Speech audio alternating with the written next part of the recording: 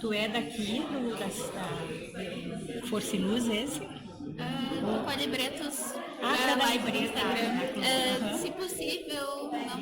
Eu não posso da ficar câmera. Tu tá filmando? Vai ter a live do Facebook, tudo certo. Não, eu só queria fazer um achei.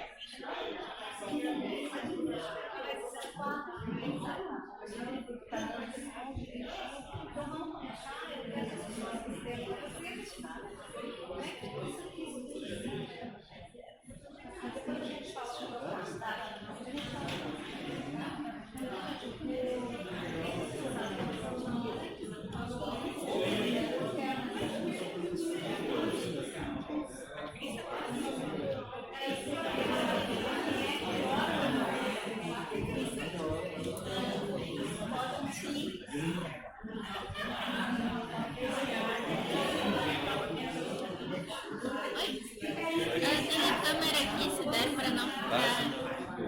Tô chegando. Senta aqui. Fica de onde é, entendeu? Tô na frente? Boa tarde, boa tarde. Fiquem à vontade.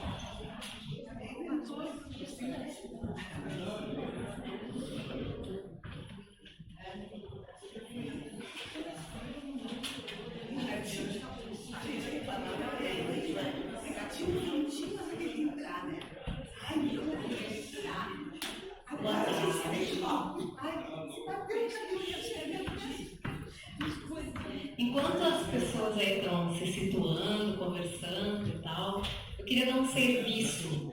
A editora Libretos está esse ano fazendo a divulgação dos seus eventos aqui no espaço da Força e Luz, da Sala Noé. E todas as tardes, neste horário, mais ou menos, nós teremos um evento a partir de hoje, na sequência. Né? Então, vocês acompanhem no site da Libretos, por favor, no Instagram e no Facebook. Está sendo gravado esse evento e está sendo transmitido ao vivo no site, Marco. Sabia, Marco? Que está sendo transmitido ao vivo esse evento no Facebook da Libretos, né? Muito bacana. Então agora eu vou chamar a Krista Berger, a autora do livro, né?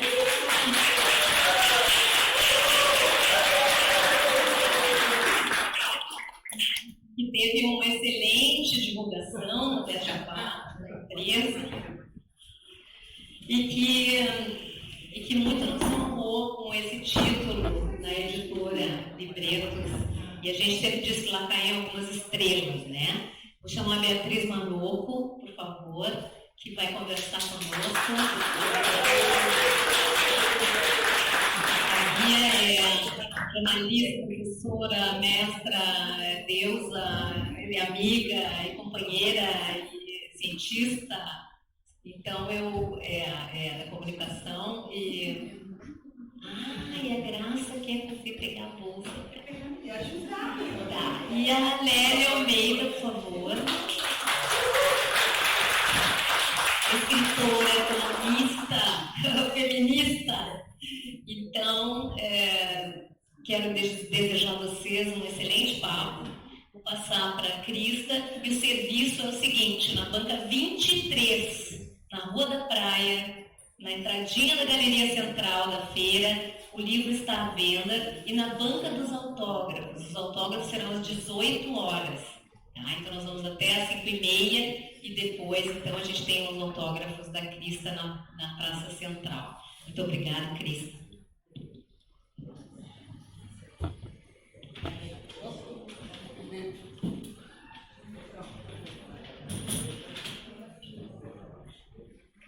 Então, estou muito emocionada. Acho que é uma semana, Helena não pode, eu sempre já vou chorar mais. Uma semana muito tensa, um tempo muito difícil que a gente veio vivendo nesse último período.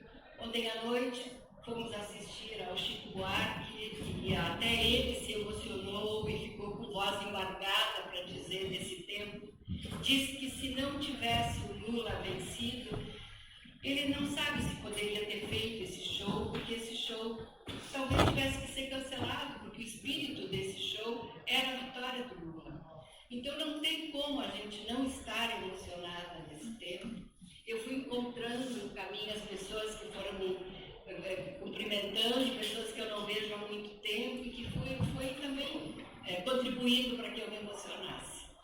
Eu estou muito feliz, evidente, de estar lançando esse livro, porque ele não surgiu como um projeto de livro, ele não surgiu com a ideia de que eu vou escrever uma biografia. Ele partiu realmente de uma curiosidade minha sobre quem era essa mulher. E eu quero muito mais ouvir a Beatriz e a Adélia do que falar, mas eu queria contar um pouco desses bastidores do trabalho para chegar ao livro, para daí ouvir as gurias que foram leitoras fundamentais nesse processo. Eu tive muitas leitoras. Este livro que surgiu, eu disse que ele surgiu em 1966, num verão horrível em Juí, aqueles calorões, né, Graça, que a gente fazia o quê? Eu era uma leitora, graças a Deus, e com isso passava os meus dias e conheci muitas coisas. Eu até disse que talvez eu pudesse botar este livro naquele espaço assim de o que os livros fazem na vida da gente. A gente poderia, né, todas nós poderíamos seguramente pensar o livro, o que os livros fazem na vida da gente. Só que esse livro que eu li em 66, emprestado pelo pai da minha grande amiga, que eu não sabia, obviamente, que ele era um comunista, que ele era, né, essas coisas não eram faladas em 1966, e ele me emprestou um livro chamado Vais Bem Fidel, da Jurema Finamur. Como eu li esse livro, fiquei muito encantada e tal, e ele se perdeu da minha história. Eu gosto de pensar que a gente tem um baú, um espaço de memórias ou de coisas que são de um esquecimento provisório. Eu digo que esse livro ficou ali, provisoriamente esquecido.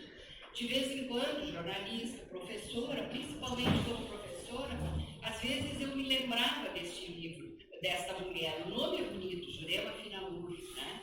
Não tinha essa ideia. Nem me lembrava muito do conteúdo do livro, mas do nome do livro, que era sobre Cuba. O que eu sabia em Juí, em 66, de grandes coisas de Cuba? Eu li esse livro. E agora, de vez em quando eu perguntava, ia numa biblioteca, olhava aqueles livros de história do jornalismo, história de jornalista, não vi nada de Jurema Finamur.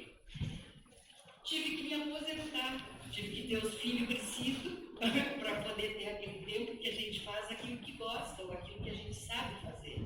E eu acho que eu sei e gosto de fazer é isso, pensar as coisas, perguntar. E aí eu fui atrás, evidente, hoje com uma condição muito diferenciada por essas pesquisas que a gente pode fazer online, né? E eu comecei a olhar e continuava não encontrando nada sobre Jurema Finamur, a não ser uns livros em sebo. E nos livros, fui comprando esses livros de sebo, fui lendo, encontrando algumas pessoas, e eu acho que o que eu tive, que eu digo que eu tive, foram amigas escutadeiras, porque eu contava e elas perguntavam, e nessa relação e esse livro, Crista?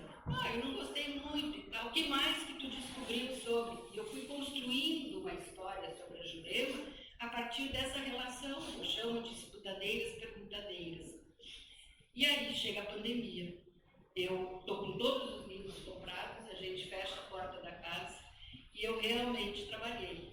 Né? Eu comecei em 2017 essa pesquisa e tinha uma pessoa que eu até fiquei pensando, nós que gostamos dessas histórias do que tem a ver o Rio Grande do Sul, eu pensei, e eu sempre sou contra, mas neste caso eu pensei o seguinte, olha que interessante, essa mulher é nascida em São Paulo, toda a vida dela foi no Rio de Janeiro e, no entanto, ela tem passagens pelo Rio Grande do Sul ou por Porto Alegre que são muito marcantes. E aí, de repente, é em Porto Alegre que o livro dela é lançado ou que a história dela é recontada. Ela veio em 60, ela era amiga da Brizola.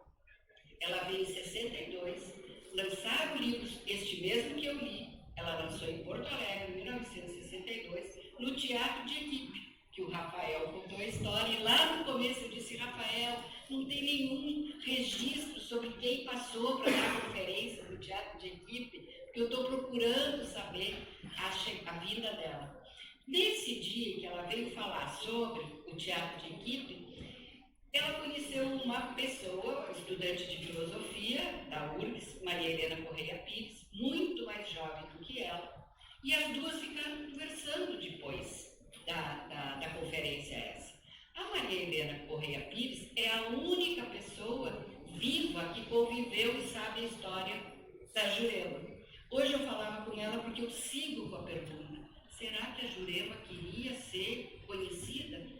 Ela se recolheu tanto no fim da vida dela, e só para Maria Helena que eu posso perguntar isso. Ela disse, claro que sim. E ela, eu perguntei hoje, eu disse, a próxima vez que tu vier a Porto Alegre, porque ela mora no Rio, a gente vai fazer um sarau e tu que vai contar o que tu sabe da Jurema.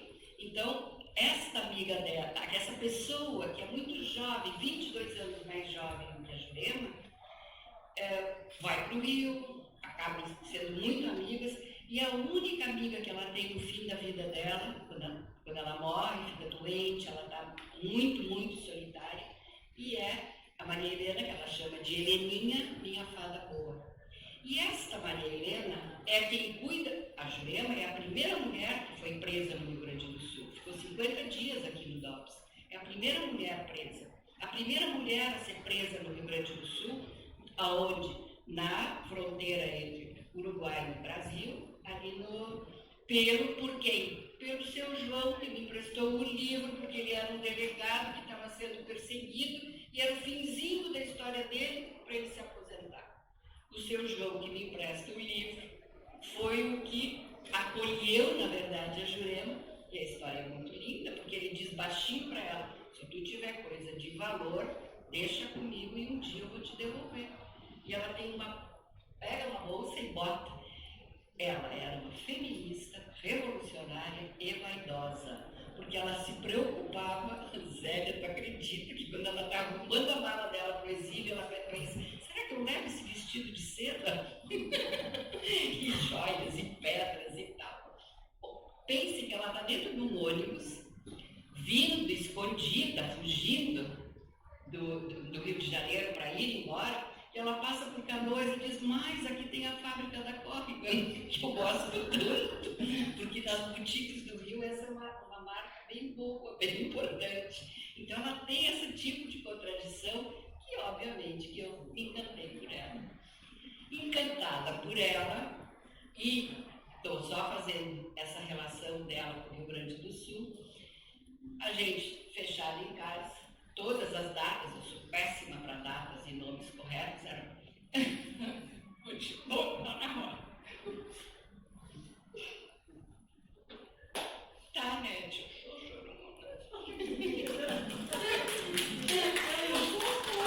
Eu sei.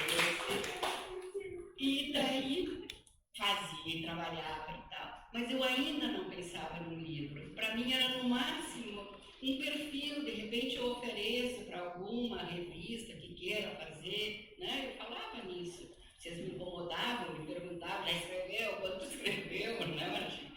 Daí comecei a escrever e tive outra sorte. Eu acho que é um livro de mulher. Eu nem tinha me dado conta. Eu tenho uma história ainda, duas. Uma que eu tive uma experiência pedagógica. Eu acho que 30 anos de sala de aula, eu achava até que eu sabia quase tudo, assim, de ser professora, e ser respeitadora, e cuidar do outro, li Paulo Freire, sei dessas conversas. E aí, eu li o romance da Jurema Finamura e fiquei muito na dúvida se era um romance que tinha algum valor.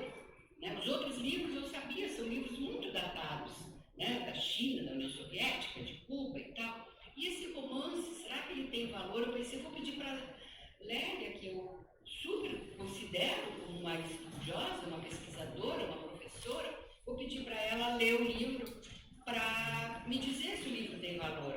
E ela me diz em voz alta, juntas, para a gente escutar um pouco. E nós ficamos uma vez por semana, durante alguns meses, até chegar a pandemia. Uma vez por semana, a Lélia chegava e a gente abria cada um o xerox do Precisa-se de uma Rosa, que é o único romance dela, e a gente ia e eu só ia anotando as observações que a Lélia fazia, e eu dei uma outra dimensão para este livro, que para mim era um romance apenas e tão somente, e para a Lélia era então um livro que tinha uma condição teórica, né, para se falar dele como um romance de formação. O livro foi bem difícil de escrever para mim. Eu achei difícil achar um jeito de escrever. E ontem eu até dei uma entrevista para uma menina, moça, jovenzinha do Correio do Povo, que eu achei tão legal. Ela leu o livro todo, tinha um monte de questões que ela queria me fazer. E daí eu me dei conta como as amigas é que tinham lido e feito perguntas e tal e tal. A Maria Helena é a única fonte viva para quem eu posso perguntar sobre o livro. A Lélia foi a minha companheira para poder pensar este romance como um romance de que valor ele tinha. E aí a Bia, todo o tempo, desde o começo, a minha amiga leu e sabe e via pedaços do livro. E aí eu chego no final, na hora de edição, e quem é minha editora é a Clô Barcelos, que teve uma dedicação e fez esse livro, que eu acho que o livro está mais bonito do que qualquer coisa. E aí eu divido, né, a beleza do livro, porque eu sinceramente acho que a capa dele está bonita.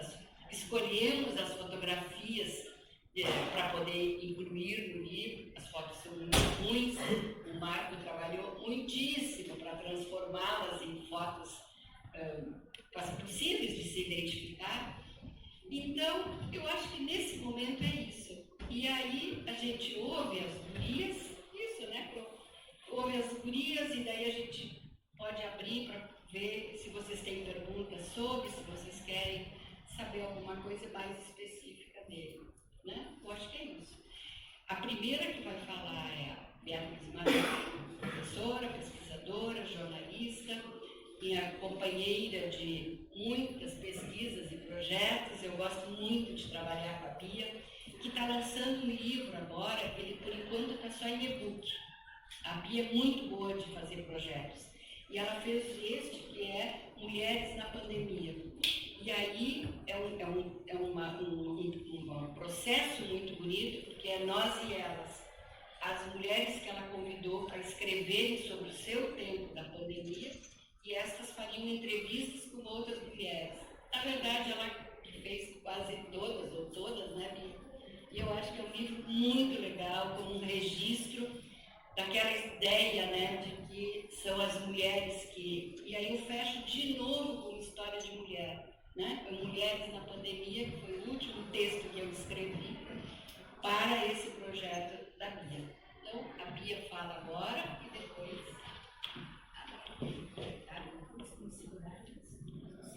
Não dá para falar. Está sendo gravado, né? Bom, eu vou ter que me virar folheando o texto que eu escrevi, folheando o livro, segurando o microfone, não ver como é que eu me saio. Não, mas eu preciso da voz da Juliana também. Vamos lá. Pode deixar a cor, eu vou ir. Então, primeiro, então, eu dou uma boa tarde a todos e todas, né? A quem conhece, a quem não conhece, prazer em conhecer. É um prazer estar aqui, né? Convite da Crista, nessa frente nossa aqui, junto com a Lélia, né? E fechando esse círculo de escuta com todos vocês. Escuta a leitura. Bom, eu estou aqui então para trazer essa minha experiência de leitura, que não é de ontem, é de algum tempo, como a Crista falou. Então eu não poderia esquecer da minha conexão, da conexão que eu construí com o jornalismo. Eu trabalhei como repórter, como editora, eu pesquisei figuras históricas do jornalismo brasileiro, do jornalismo mundial.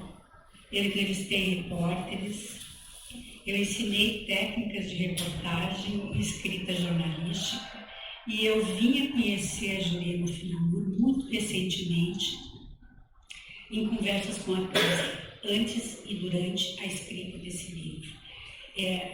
Eu me penitencio por essa lacuna. O processo de aproximação entre as duas, a Crista e a Jurema, é menos atual e está ligado ao tempo de vida da Crista. O primeiro contato entre elas fluiu com as recordações do delegado João Cândido de Freitas, pai de uma amiga de infância, de quem ele emprestou um dos livros de Jurema, Vais Bem Fidel, como a Crista disse. A vontade de escrever sobre a vida da jornalista somente ganhou consistência em um novo regime temporal, desinstitucionalizado. Tempo para deixar o pensamento livre das amarras institucionais. É o tempo que eu também estou experimentando e eu acho que é o tempo que muitas e muitos de vocês estão experimentando. Bom, eu lembro das buscas em sebos à procura de livros desaparecidos das livrarias. Eu participei disso com muito prazer. Das entrevistas que a Crista fez. Quando ela foi recebida em Canela por Maria Helena, amiga da Jurema, ela viajou em busca de documentos e pôde, junto com os livros, ir tecendo com todas essas peças o tempo de vida de uma mulher que nós jornalistas ajudamos a manter no esquecimento. Eu me penitencio de novo. Com foco nas práticas de Jurema, eu descobri uma mulher que transpira autonomia, que tem posições políticas claras, ideias coerentes, que não se vinculou a partido político e que contribuiu com o que se pode chamar de reportagem de ideias, uma coisa que eu me perdi estudando quando eu tinha vida acadêmica, que eu admiro muito e é o conceito do Foucault, né?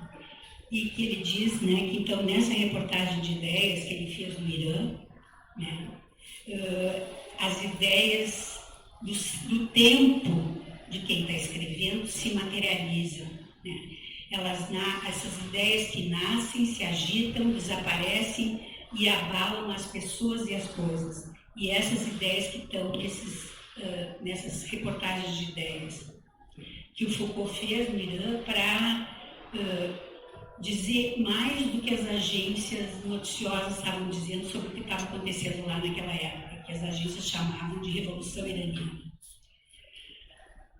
Bom, a Jurema, então, centrando nela, né? Desde que ela chegou ao Rio de Janeiro, ela trabalha em jornais. Ela recebe o registro de jornalista em 1942, um tempo que a gente não compartilhou mais com ela, né? Na nossa época, a gente já tinha que ser registrado no Ministério do Trabalho. Nessa fase de sua vida, ela faz e publica uma sucessão de entrevistas. A entrevista com o embaixador chileno, do jornal Amanhã, né? A partir dessa entrevista, ela recebe um convite para voltar ao Chile. Para ir ao Chile, para visitar o Chile. Ela não tinha para deixar, Rafael, eu jogando no chão. Lá, então, a Jurema entrevista ao Paulo Neruda, do jornal Diretriz, do Samuel Weiner. A voz é de Jurema. E eu vou lá no livro.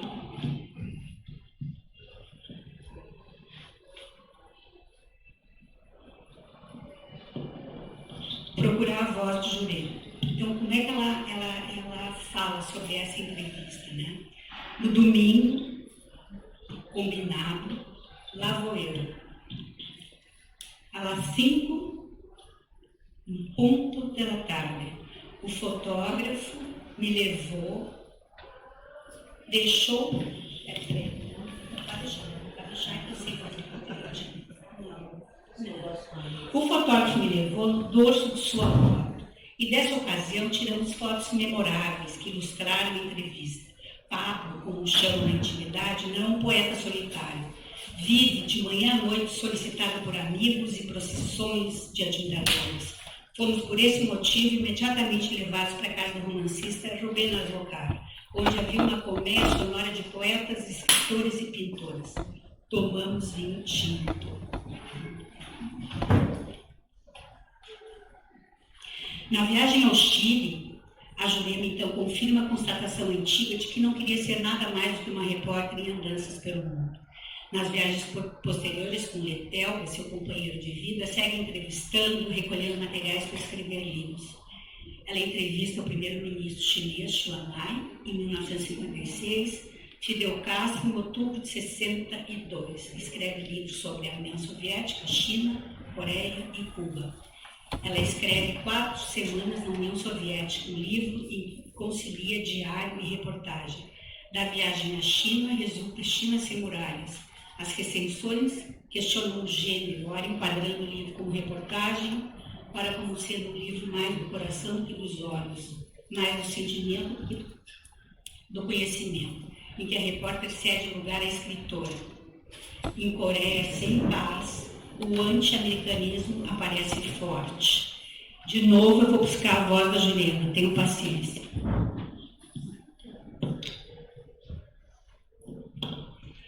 Diz a Jurema, a zona neutra está policiada por soldados de ambos os lados, ruivo, desajeitado, mascando chiclete, a carabina sobre o ombro, o cap arriado para trás, o sol escaldante na cara sardenta. É impossível não se perguntar, que faz o americano em terra alheia? Garantem a paz ou a guerra? Se ao invés de americano fosse um russo, o mundo é livre, isto é, o Ocidente não classificaria o fato de ocupação soviética? A permanência dos americanos na Coreia é uma violação da Carta à ONU. Da Carta da ONU. No prefácio de Vais Bem Fidel, escrito por Leonel Brizola, a Jurema é reconhecida por ele como nome de prestígio do jornalismo brasileiro e dona de vocação literária e posta a serviço das grandes causas humanas. Jurema participa da cobertura jornalística do reencontro entre Luiz Carlos Prestes e seus familiares para a revista O Cruzeiro em 58. Entrevista Jean-Paul Sartre e Simone de Beauvoir, quando o casal veio ao Brasil. Assina manifestos, escreve para jornais de esquerda e sindicais, recebe comunistas em sua casa. É acusada de militância e foge do país.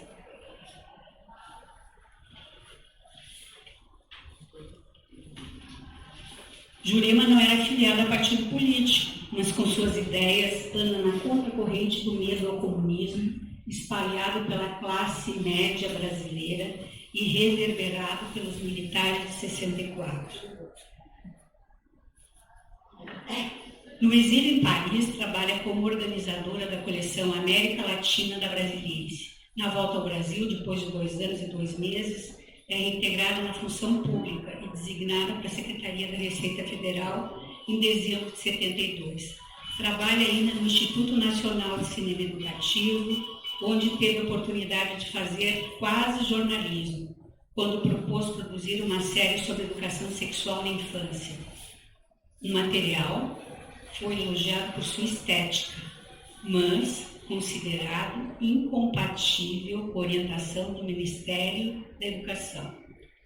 Em 75, publica Pablo e Dom Pablo, 3 vezes secretária de Pablo Neruda, 2 anos depois da morte do poeta.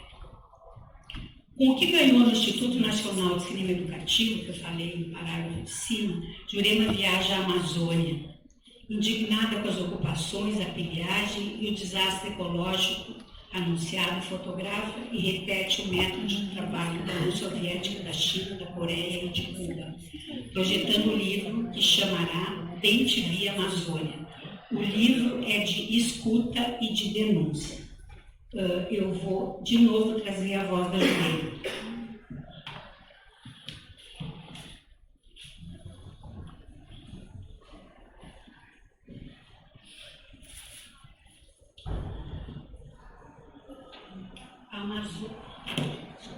A Amazônia não está sendo cobiçada, ela está sendo ocupada, está sendo entregue de mão beijada ao estrangeiro por puro descaso do governo brasileiro.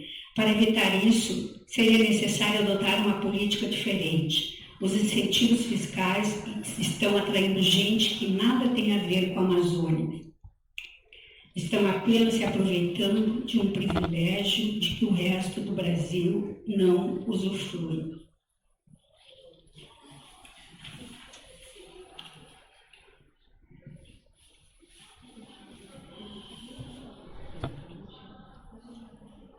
Para concluir, então, eu me pergunto, mas afinal, quem é Jurema? Afinal, quem sou eu? Ela se pergunta no livro A Mulher que Virou Bode, seu livro de memórias, depois de escrever o que os jornais dizem dela e o que está registrado nos inquéritos policiais. Eu dou de novo a voz para Jurema.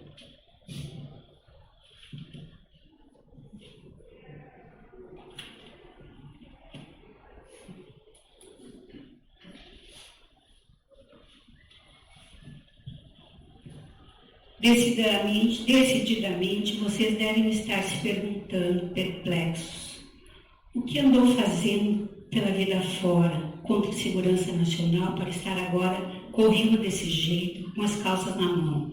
Nada que merecesse tanto, pelo menos era assim que eu pensava.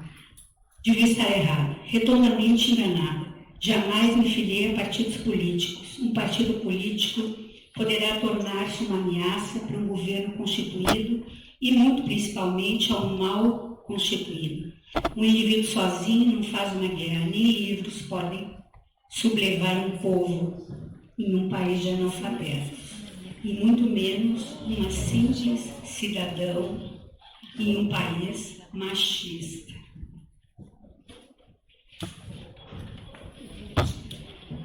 Não há obituário da escritora e jornalista.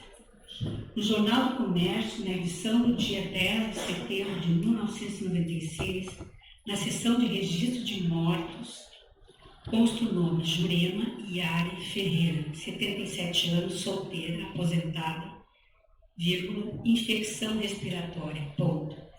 As ações de Jurema como jornalista e escritora são colocadas diante da questão que interessa a todos nós. Como e por que uma mulher jornalista, autora de tantas reportagens e entrevistas sobre temas e personagens proeminentes, como uma escritora de livros que deram a ver questões da atualidade, esse jornalismo de ideias que eu falei, pode ser invisibilizada no campo do jornalismo profissional, no campo acadêmico e no campo da literatura.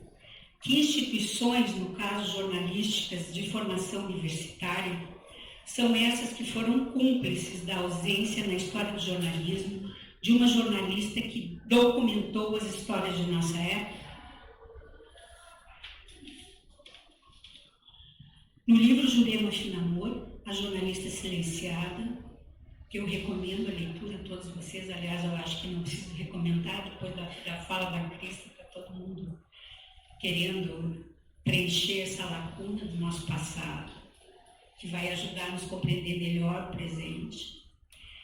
Jurema Finamor é a jornalista silenciada. A jornalista é visibilizada e desibilizada por múltiplos caminhos informativos, muito além desses simples que eu tracei aqui, com a minha leitura.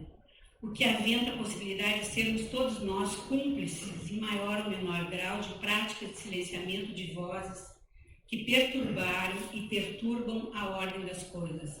Do mesmo modo, lamentavelmente, 26 anos após a morte da repórter, metade da população brasileira ainda continua com medo do fantasma do comunismo, que levou Jurema à subversiva, à prisão, e continua rotulando de comunistas os projetos democráticos de redução da desigualdade brasileira. Fomos coniventes com táticas de silenciamento de uma rede de instituições brasileiras, que eu chamo, junto com Foucault, e a Crista não gosta, de rede institucional de sequestro. O trabalho da Crista rompe com esse silêncio. Parabéns.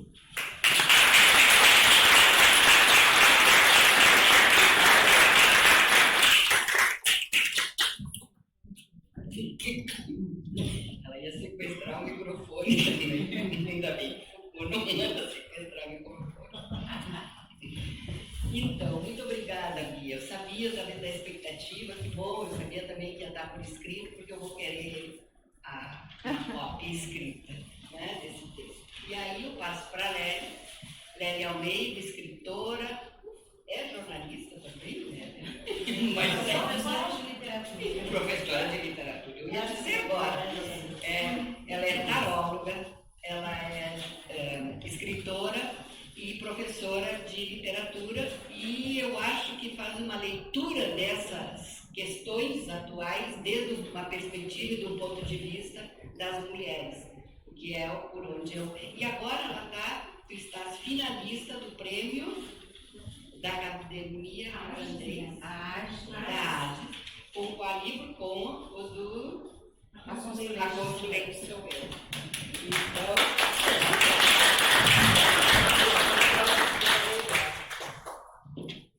A Crista 2 vezes me olhou e perguntou assim, não vai ver, cadê a cola? Não trouxe. Eu falei com umas coisas. Não trouxe.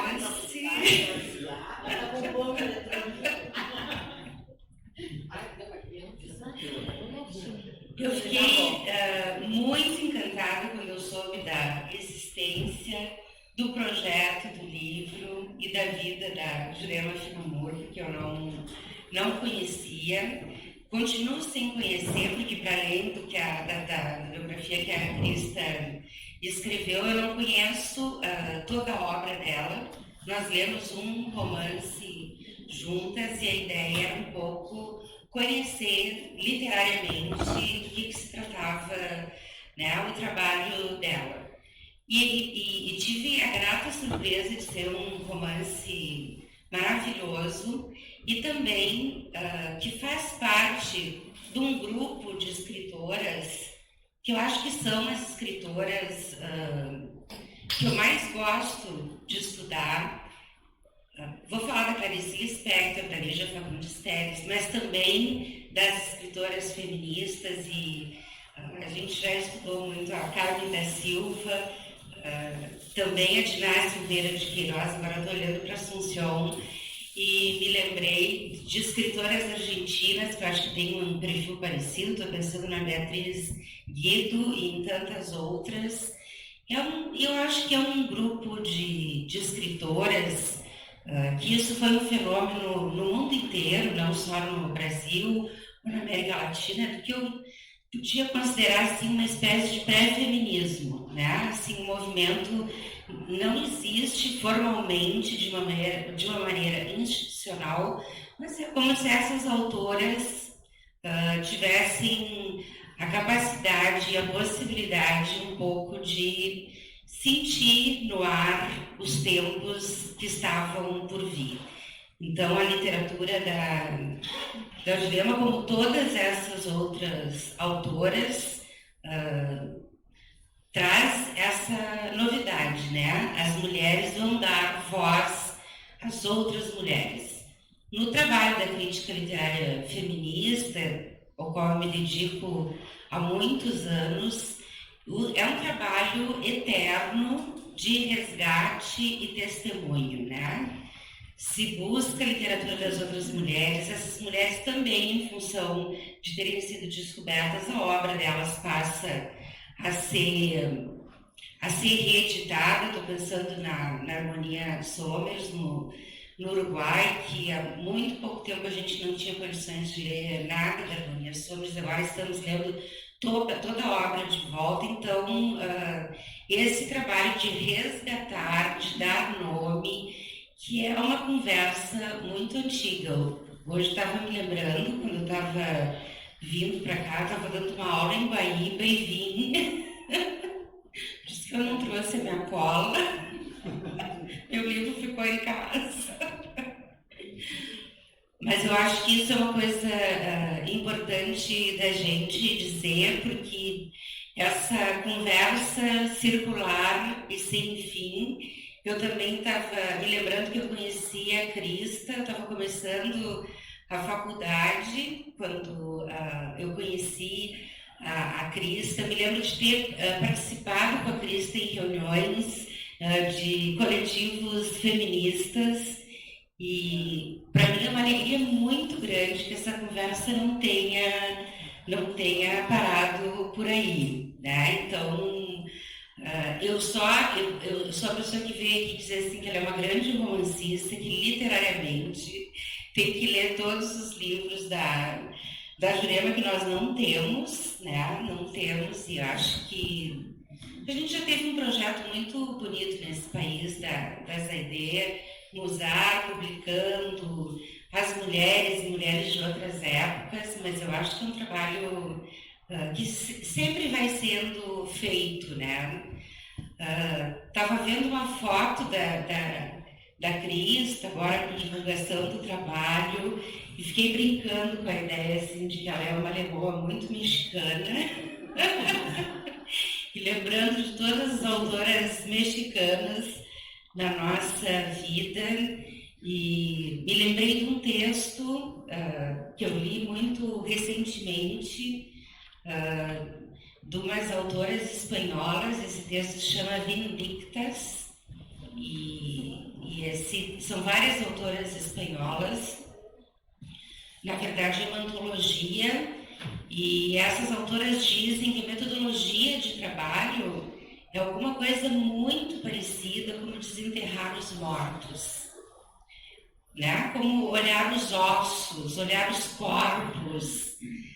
Ela vai falando muito disso aí. Na época eu falei com a Crista. A Crista leu é um texto muito bonito, uma introdução. Depois, quem quiser, eu posso mandar, porque acho que a gente não traduziu ainda. Mas todas essas referências são muito importantes, né? Porque esse trabalho de retomar quem ficou pelo caminho, as mulheres que não tiveram voz, esse é um trabalho permanente, que eu faço isso há muitos anos, desde que eu conheci a Crista, e a gente continua fazendo. E quando eu li o texto dessas meninas, muito trágico, muito dramático, falando das escritoras mexicanas também, que são muito fortes, eu fiquei pensando nesse trabalho de fazer isso juntas. E eu consegui dizer para a Crista naquele momento assim, que eu me sentia muito feliz de fazer parte espiritualmente dessa geração de mulheres, né? Porque agora a gente vai contar outras coisas da história da vida, o outro momento, esse, que também nunca foi contado do jeito que a gente vai contar. Então, para mim, é uma felicidade muito grande fazer parte desse movimento das mulheres que leem as mulheres, que resgatam as mulheres. E queria dizer assim para Crista Berger: vais bem, Crista Berger.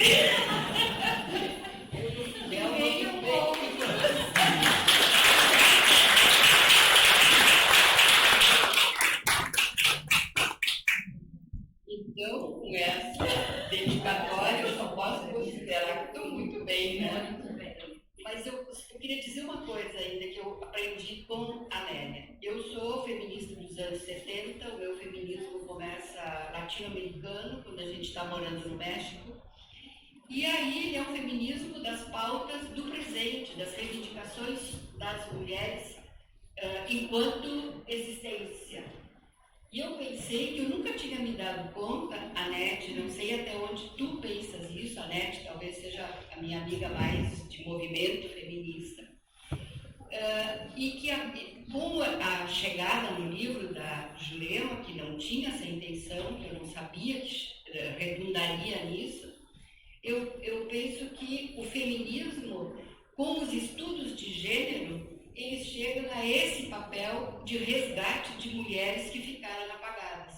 Eu sou leitora da Rosa Monteiro e eu gosto de epígrafes, e a epígrafe dela, para mim, é perfeito. A epígrafe, o texto dela que eu uso como epígrafe, eu acho perfeito para isso. Quanto mais adentramos no mar remoto do feminino, mais mulheres descobrimos. Fortes ou delicadas, gloriosas ou insuportáveis, mas todas interessantes. As águas do esquecimento estão repletas de náufragas e basta embarcar para começar a vê-las. Então, esse momento que eu quero dizer, já está longo na história, em que algumas mulheres estão fazendo este trabalho de olhar essas histórias. Eu não sabia que a Carmen da Silva tinha romances e que esses romances são tão maravilhosos. A gente lembra dela das colunas da revista Cláudia. E nessas leituras com a Lélia, ela foi me indicando autoras desse mesmo tempo e que a Lina Painha eu nunca tinha ouvido falar. Então, assim, eu acho que esse trabalho de recuperação, ele é um trabalho que vem sendo realizado por essas feministas dessa outra geração, né, que não era a minha, que eu entrei em função da Jurema. E este apagamento, eu quero dar só um exemplo, que para mim é muito significativo de como o fazer das mulheres daquele tempo, e eu posso dizer que, de algum modo, nós vamos poder localizar outras histórias desse tempo em que isso ainda acontece. A Jurema, em 1947, publicou um jornal chamado Mulher Magazine. Mulher Magazine deve ter sido muito importante porque ele é notícia nos jornais. O lançamento desse jornal é saudado como algo muito novo. Ela só contratou mulheres em todas as instâncias para fazer esse jornal, desde assim quem vendia os anúncios até as repórteres. E ela, para ver como era adiantado no tempo essa proposta, que ela botou assim brincando: nós vamos também dar espaço para homens. Eles poderão falar uma vez ao mês numa coluna que vai se chamar Adão uma vez por mês.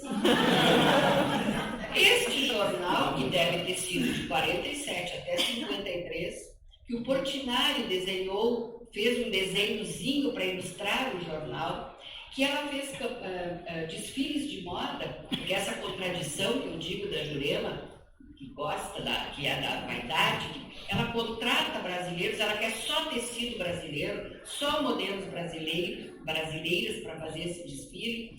E a notícia, em 1953, na manchete, páginas e páginas de fotos e tal. Pasmem, eu procurei no Brasil, conversei com feministas que trabalham sobre a história dos jornais de mulheres. Ninguém conhecia. Falei com a Dulcília Buitoni, que tem um livro, né, sobre... nunca ouvi falar desse jornal. Só no digital, a minha pesquisa era online, mas no fim eu estava desesperada e contratei um rapaz, um bolsista, pesquisador, para fazer uma pesquisa no Rio de Janeiro, onde estão os melhores arquivos de jornais. Ele foi em todos os lugares, para ver, talvez só tivesse em papel, que não tivesse sido digitalizado, porque não é importante. Encontramos na Associação Brasileira de Imprensa um exemplar do segundo número, ou seja, um jornal que existiu de 47, pelo menos até 53, e ele não está. Duvido que um jornal que tivesse de esporte, ou que fosse dos homens, não está digitalizado e guardado. Né? Então, assim, este para mim é um sinal do descaso que um jornal dessa importância não consta nos arquivos. Pode ser, nós estamos ainda fazendo, uma das bibliotecas boas desses arquivos é a da Federal Fluminense, que vai seguir pesquisando para ver se a gente encontra outros exemplares. Né? Mas nós até pesquisamos, é super caro fazer a pesquisa nos arquivos norte-americanos. Eu trabalhei num jornal onde tem uma matéria sobre ela, e durante uma semana, que é o tempo gratuito, né, para poder pesquisar nos arquivos norte-americanos. Mas, possivelmente tem. Mas, enfim, estou só dando um exemplo e vou passar para... Senão eu começo a falar. E a gente quer também ver onde é que está a Clô. Faltam 10 minutos, acho que poderíamos passar a palavra. Só que aí, se você quiser perguntar daí, acho que sim. Mas não tem que gravar? Posso falar um alto? Dá para mim? Não sei. Está gravando? Tem que tirar o fio de trás. Não, acho que pode falar daí. Se quiser, pode vir. Isso estava pensando enquanto teve um passado. Eu estava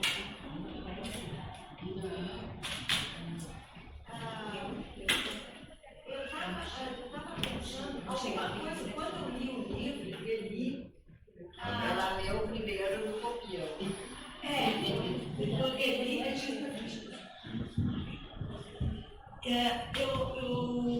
me deu um mal-estar. Eu não me senti confortável com essa história, que ela foi uma jornalista que teve, como tu disseste, esse papel em relação às mulheres, ela teve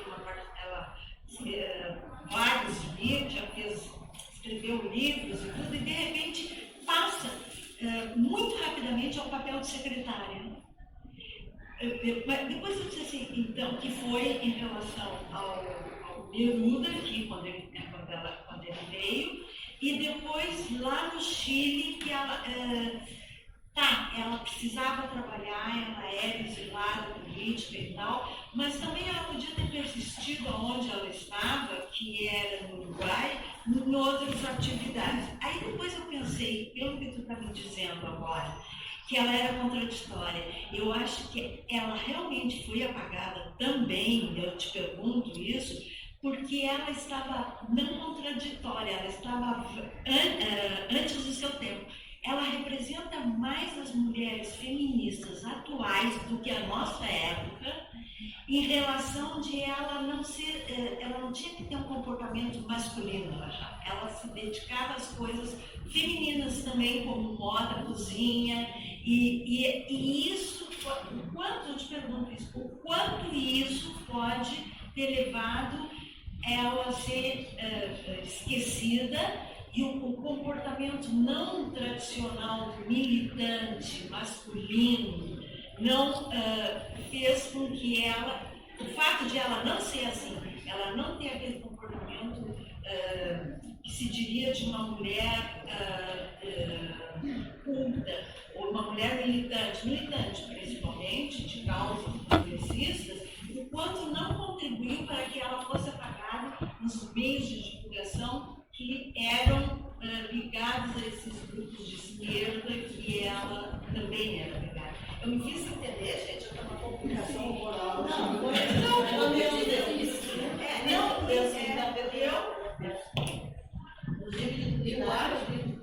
Eu acho que eu não vou fazer uma grande explicação, até para a gente ver se tem outras pessoas que eram que e eu acho que é difícil isso, eu também não tenho essa resposta, eu não sei, né? Eu acho que o secretária, Anete, ela mesmo critica, ela mesmo diz, me chamam secretária, tem uma nota grande de rodapé sobre a questão de mulher ser secretária e tal. Então, eu não sei, eu acho que é uma questão bem complexa, né? A Amélia conhece tudo isso também, e aí eu acho que eu vou... alguém mais tem alguma questão que gostaria de... Primeiro quero dizer, eu vou tomar a palavra pelos 5 minutos finais, até que alguém se anime a fazer uma pergunta, que a Lélia fez a nossa orelha, né? Nossa apresentação da orelha, agradecer muito, foi muito bacana. E a gente espera que esse livro tenha uma boa trajetória. Nós vamos escrever em todos os prêmios, etc. Tal. Achamos que é uma pepita que foi encontrada, né, num garimpo de areia, né, de pedra. E ótimo, enquanto eu estava enrolando aqui. Escreveu o prefácio e que a Tarota fez o mapa da Jurema Fernando. Mapa astrológico dela? Não sabemos na hora do... Não sabemos. Mas, como taróloga, eu me autorizo a dizer que esse livro é uma pepita, é um achado. E eu disse para a Crista, parece aqueles livros que a gente compra em livraria, de verdade, grande, com fotografias, maravilhoso. Um trabalho esplendoroso. Parabéns, querida. Pois é, gente, podia ter posto, mas eu não sei a hora que ela nasceu, mas ela é uma aquariana. E a Maria Helena, quando falava no livro, sim. A Maria Helena, enquanto falava comigo, toda hora ela dizia assim, e ela é uma aquariana. Ela elogiava para dizer, ela é uma aquariana, logo. Queria só cumprimentar, agradecer por esse momento de tanta aprendizagem, de tanta novidade para mim, praticamente tudo novo. Então, quero principalmente agradecer, trazer o abraço do Gustavo e da Janaína, que foram alunos e considero a Crista uma das melhores da história deles, e depois colega também. E só queria repartir com vocês um pormenor quando eu cheguei aqui. Não é pormenor, acho que é por maior, existe por maior. Não. Eu fui a Bienal hoje lá no Cais. E como gosto muito dessa cor e tal, tenho usado muito, né? E aí fui de aplicativo até lá. E aí eu queria vir aqui. E quando eu fui me aproximando, eu fiz uma coisa que desde, acho que 1964, 69, eu não fazia mais. Eu me olhei e fiquei com medo de atravessar aquele turbilhão de... Não vou nomear. E eu espontaneamente tirei isso aqui. Fiquei com medo, gente. E daí eu estava, na medida que vocês estavam falando sobre esse tema, fiquei pensando, puxa, como nós temos que nos dar conta e o quanto esse livro pode colaborar, principalmente para as novas gerações. Pode ser uma leitura obrigatória, né? Porque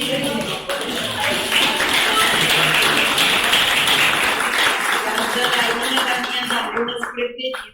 É meu amor, fiz para ela de novo, porque eu já disse muitas vezes. Eu não sei, Clô, eu estou. Pois é, então nós vamos fazer uma despedida e a gente vai ser visto. Né, indo pela editora que sabe dos horários.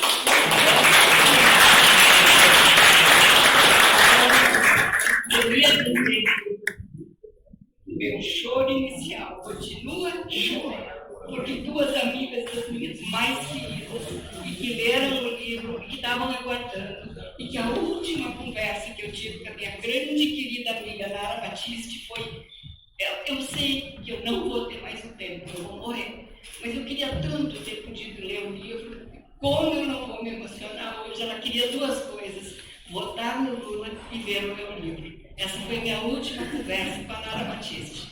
E a Nilce Azevedo Cardoso, que muitas de vocês conhecem também, uma militante, a mulher que talvez foi mais torturada em Porto Alegre, ela acompanhou meu livro e também morreu antes de poder vê-lo.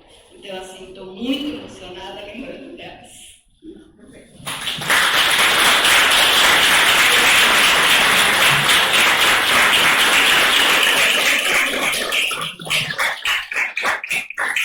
Agradecemos a todos a presença e dizemos que às 18 horas a Crista vai estar na Praça Central de Autógrafos, na Feira do Livro de Porto Alegre. Agradecemos o Espaço Força e Luz, apesar de eles estarem devendo 3 cadeiras para nós até agora. E agradeço a vocês todos e a Crista, Lélia, a Bia, muito obrigada e boa Feira do Livro para nós. Sucesso!